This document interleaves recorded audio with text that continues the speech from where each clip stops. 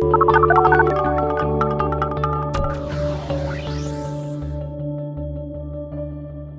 and welcome to The Pollsters. I'm Margie Omero, Democratic pollster with PSB Research. And I'm Kristen Soltis-Anderson, Republican pollster with Echelon Insights. And each week we bring you the polls driving the news in politics, tech, and pop culture.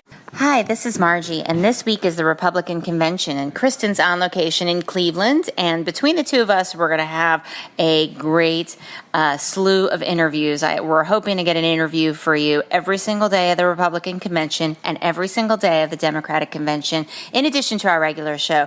And in Philly, we'll both be there, and we might do something fun like a Facebook Live. So make sure you're subscribed, that you're following us on Twitter, that you're following us on Facebook. We're the pollsters on both, as well as our individual Twitter accounts, which you can also find there.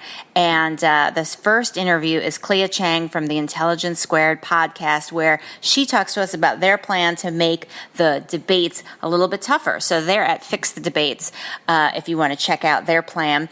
And stay tuned for more exciting interviews to come and an exciting 2 weeks of convention. Well, we're so excited to have Clea Chang with us from Intelligence Squared US, the podcast. And if folks haven't listened to it, they definitely should. It is such a great show where you can listen to real top-tier experts debate all the important issues of the day. It's really fantastic. So, Clea, we're really excited for you to join us today. Thank you, Margie. I'm excited to be here. So, Clea, you are here to talk about a topic that is near and dear to my heart, which is debates. I was a debate kid in high school. I love this stuff. And sometimes when I watch presidential debates, any kind of political debate, it doesn't feel like what I remember debate feeling like. It feels a little more like sometimes an opportunity for people to just air talking points on one side or the other. What is it that you are petitioning for in terms of changing how these debates would work? Well, Intelligence Squared, just to put it in context, is a debate series. We produce a series of public policy debates, and we examine every kind of issue from current affairs to politics through a public policy lens. And we're an Oxford-style debate series. So we're taking this format of the Oxford style, and we're translating it to this modern day era of media consumption. So tell our listeners a little bit about what Oxford style debate means. Oxford style is a traditional format of debate. It means that you have segments. You have opening remarks, you have an interpanel exchange, you have closing remarks, and what we do is we have a live audience vote. So our audience votes at the beginning before they've heard any of the arguments based on what they already know. They vote again after they've heard both teams, debate respectfully with civility, respecting each other's time, chosen time for that opening segment for interpanel, when the moderator is going to give them some guidance, choose some questions. And the format it's really about being able to give a long format, give people an opportunity to hear arguments in a long format, delve into the arguments, and actually get into things with substance. And these are actual, debate mechanisms that we use throughout an actual real debate, unlike what you were just talking about with what's become of the presidential debates. Now, one of the things that we focus on the show, because this show is called The Pollsters, are the polls. And right now, part of the controversy is how the polls are used to get people into debates or to choose who goes on the stage. That was a bigger question during the primary debates, but certainly, there is a question. Are we going to have 3 people on stage or just 2 people on stage? How does what you're proposing change based on the number of people that are on stage, or who qualifies based on the polls to be a part of the debate? Well, I think the Oxford style format can be applied to a number, any number. It doesn't have to be just 2 people. What we do is we have 2 teams of 2. So we think there's a way of translating this format to any number of participants. It's really about the structure of the debate. Right now, the format that we're familiar with is seeing a candidate have a question given to them by the moderator, and they have 2 minutes to respond. The moderator then goes to the next candidate, and they have 2 minutes to respond. We just think that format falls so flat. That doesn't give any time for nuance or depth or discussion, real exploration of these very important issues. And it actually forces the candidates to speak in talking points and to go back to rehearsed remarks. And they can choose to even be evasive, not answer the questions directly. It's not a format that actually cultivates discussion, and we don't think that it's informative to voters. We think it really just reinforces campaign ads. So regardless of how many people are up there on stage, we think that we need a change of this format. Now, but I've seen, though, in the primaries, you've had a lot of different networks experiment with the debate format a little bit. So they've loosened up the structure, especially to accommodate the massive fields. Like if, one of the candidates gets mentioned, then they get to respond. And there's discretion where the moderator just kind of, inserts themselves to make sure that folks who are more top tier end up speaking more. I mean, you saw that kind of flexibility in some of the debates this past year. Do you think, are you not optimistic that the networks will be appropriately flexible, or do you think that the flexibility is also itself problematic? Well, actually, it doesn't come down to the networks for the presidential debates. What we saw were these huge kind of media circus debates. And while they appeared flexible, everything comes down to a 30-second response time, really. And you have your 30 seconds, and then they'll say the same question to another candidate for 30 seconds. And we just don't think that's going to accomplish anything when it comes down to giving voters an opportunity to be informed about the candidate and their policies. So in the presidential election, it's actually not informed by networks at all.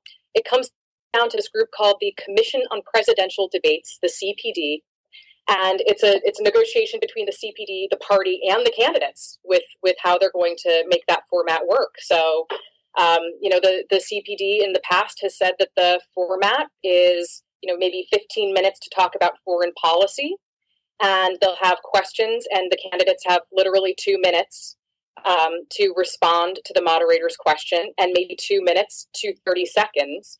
To have a rebuttal between those points.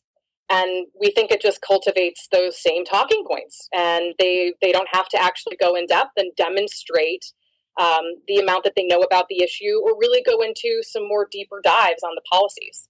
So do you think, how much do you think this will affect how regular viewers and voters experience the debates and the presidential election? I mean, the reason that, just to play devil's advocate, the reason that candidates end up resorting to repeating talking points is because that's what people find memorable. They maybe, don't want to hear a deep dive. They want to kind of boil down to, get down to brass tacks, get right to the point. I mean, is there an argument for having, shorter answers, making sure that there's, repetition so people can really, stay engaged and get the real bottom line point of what the candidates are trying to say?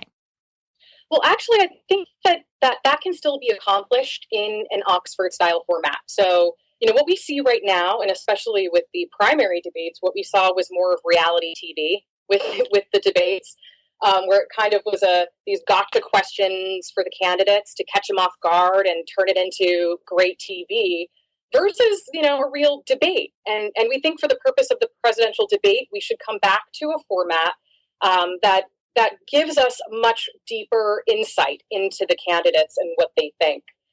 We know this format works, actually, and when you were saying maybe people want to get directly to the issues and just get to the point already, let's just get a sense of what they really believe, and I don't need rhetoric around it and a bunch of explanations. Well, what happens with this current format is it turns into a bunch of personal attacks, and instead of this being about where they actually do stand on issues, which would be informative to voters, it just kind of ends up going into campaign ads, getting into personal attacks. There's really no serious discussion of policy. I think you can have the tidy soundbite and the clear perspective and all of those great things about having to get something into a 2-minute message in a longer discussion that's much more insightful and would give, voters something to work with. So what's next for your effort? How can people get involved or learn more about it? What do you recommend that people do? Well, what we've done, we've actually presented more than 100 of these Oxford-style debates. And, I think one of the things that would be of particular interest to the pollsters' audience is the fact that we poll our audience. So we actually take a vote at the beginning of the debate. We take a vote again at the end of the debate. And it's not the majority for us that wins the debates. It's the side that changes the most minds. And what we've seen with this Oxford-style format is it actually has the ability of changing people's minds. And over 45% of the people that have attended our debates, over the last 10 years have ended up changing their minds on an issue that they walked in fully convinced that that was the right thing. So it's an interesting format to actually influence opinion and to actually hear what arguments are the most compelling for an electorate. And each one of these debates could be seen in that way. And that's why we launched this petition on change.org, because we wanted to give Americans an opportunity to say they deserve better in terms of our public discourse. Our mission is to raise the level of public discourse. And we have this petition. You can sign on change.org/fixthedebates and get involved in that. But really, the greater message is also to expand what you know about each one of these topics, and to get away from the idea that just because we are in a media environment that fosters, sound bites and 10-second videos and all of that, these ideas do require, more attention span. And that's one of the amazing things about what we're bringing to the table as the only media outlet bringing both sides together on these topics. How many signatures do you think you'll need to get in order to have an impact on the dialogue over the debates? Well, we already have almost 50,000. And that's not far after we launched this petition. So I think that that's actually already demonstrating that there's 50,000 voters out there that want to see a real debate, this fall. And in terms of the more signatures on top of that would be amazing. We're pretty impressed that the petition took off at this rate already. So it's kind of icing on the cake for us to see it be so successful. Cool. Well, great. Well, tell our audience a little bit more about how they can find the show, follow the show, sign the petition on change.org. Where should folks go? Yes. Well, for our shameless plug, our website is intelligencesquaredus.org, or easier, IQ2us.org. The petition is on the change.org website, which is change.org/fixthedebates. I'd encourage everybody to check out on Twitter the hashtag #FixTheDebates and see just how many people are tweeting about this, talking about this, sharing the petition. The video has millions of views at this point. There's definitely a healthy appetite to see an improvement in our public discourse. So we hope everybody comes to the website, intelligencesquaredus.org. And the podcast is available on iTunes, just like the pollsters. Great. Well, thank you so much, Clea. We really appreciate it. And it sounds great. And folks, definitely listen to both the U.S. and the U.K. version of the show. It's really awesome. So we highly recommend it. Okay. Thank you so much, Margie. Thank you, Kristen. Sure. Thanks.